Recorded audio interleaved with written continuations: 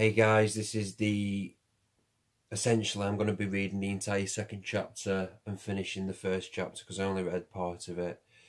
So pretty much this is another reading of Autism, A Gift from God. The summer of '06 was possibly the most memorable for all the wrong reasons. It was a time of genuine uncertainty, fear of never being truly accepted from my peers at school, or in life in general. And yes, if I must be completely frank, it was the summer I lost my virginity. To a girl I will not mention because let's face it, even in this book, I gotta keep some secrets. However, I will at least reveal having sex for the first time in my life. And to be brutally honest, I was completely wondering what the fuss was about. Everyone in my year was bragging about how they had already lost their virginity, like it was a race to see who could be first to put a man on the moon. But looking back, I cannot help but be a little annoyed because realistically, I was one of the few, if not the only, 13-year-old who actually did lose their virginity in that entire year. The woman I lost it to was 16 years old. The summer hiatus, as I like to call it, was also a time when me, my dad and my brother, who was 5 years older than me, went to Norfolk for a fortnight. But the truth is I never really liked being away from home. I never liked holidays or caravan resorts. They just never was my thing. But I reluctantly got persuaded to tag along the holiday. In all honesty, I couldn't wait to get home. And that's not because the holiday was awful, because in truth it wasn't. I just had so much in my head. I couldn't really enjoy anything during that 6-week break. Because in my mind, the person who I considered to be my best friend didn't want anything to do with me anymore. Apart from that, I don't remember anything about the summer of '06. Apart from the evening before I started my third year, I had David Bowie Life on Mars soundtrack being played on a loop. Used to love that song. Chapter 2, Finding Acceptance. The day I started my third year, a day I would remember for a long time in sheer notoriety. I don't remember much about this day, but there was one moment I will simply never forget.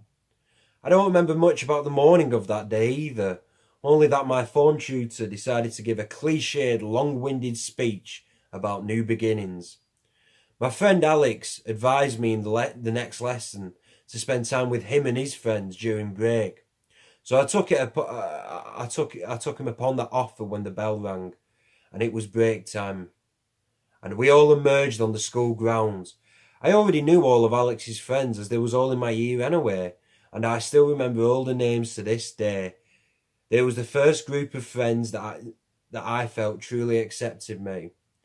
There was at least half a dozen of them, and who else should be a part of this social circle but Brad? As soon as he made eye contact with me, I had a pit at the bottom of my stomach. And then he averted his eyes to someone who was walking behind me. Someone who also in our year called Jonathan, who earned the nickname Johnny Drooler for his constant habit of drooling everywhere. Brad's eyes gazed upon him, and then anger emerged in them. Fuck off, Drooler. We don't want you here. The entire school would laugh at us if they saw us hanging around with your kind. But to be honest with you, no one seemed that invested in whether or not Johnny Drooler was hanging around with the rest of us or not. What I do remember is I never saw him again at break time, so I can only assume Jonathan eventually found his own friends. I hope. Brad then approached me and all of a sudden accepted me in the group. Willingly. Was he proud? Sorry, I'll say that sentence again. Brad then approached me and all of a sudden accepted me in the group willingly. Was he proud that he realised I was capable of finding my own group of friends? And it was pure coincidence that Brad happened to decide to choose the very same social circle? Either way, I didn't want to press the matter further, because I knew it was no longer up to Brad, whether I was welcome or not. It was up to Alex, it was up to Luke, it was up to Tom Whitaker and a few more. You'll notice I'll not mention full names as of yet. That's only because they haven't come back to me and whether or not they don't mind me using the full names in the book. They embraced me. I finally felt accepted. I finally felt safe. Yes, Brad was a part of us, but in all honesty, his boisterousness tended to become non-existent towards me. He seemed to have found more people that seemed to be even more vulnerable than me to torment. But that's a conversation I feel for another day.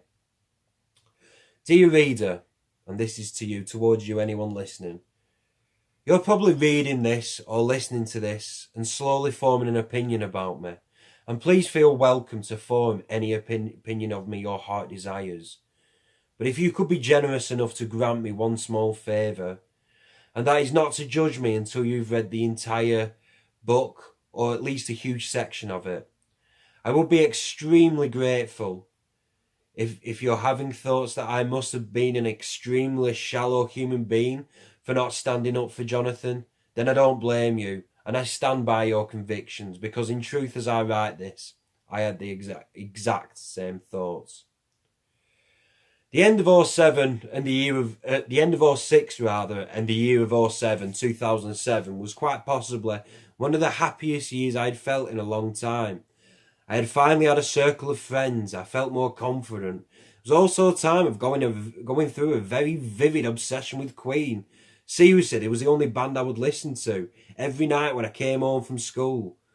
There is no other explanation for it. I was just genuinely happy.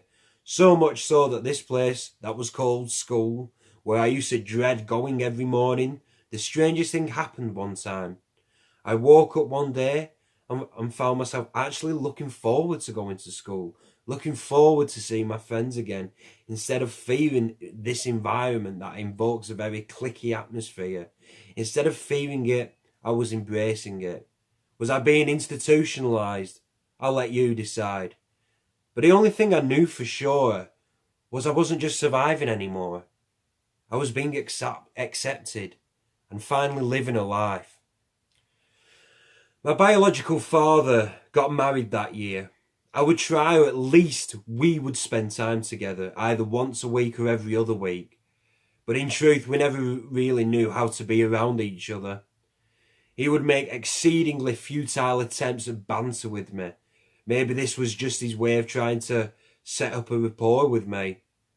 But me being me the way I was, being extremely socially awkward, took a lot of what he said quite personally. If it was a derogatory comment about the way I was, or the way I dressed, or the way I looked, I chose not to speak out aloud. Because it was just another aspect of him that I enjoyed, because what else could I do or say? But needless to say, he got married that year. I remember being at the ceremony, but it was hardly memorable. I was just happy there was a table of food and Phil Collins playing in the background. My biological father pulled me to one side and asked me if anyone would pick me up at 9 o'clock. I wondered why so early when it seemed the wedding party had just started, but at that point I didn't care. I had my own family to get back to. Chapter 3. Meeting the woman who gave birth to me. I hope you enjoyed this reading, and as always, Dancing Bear out.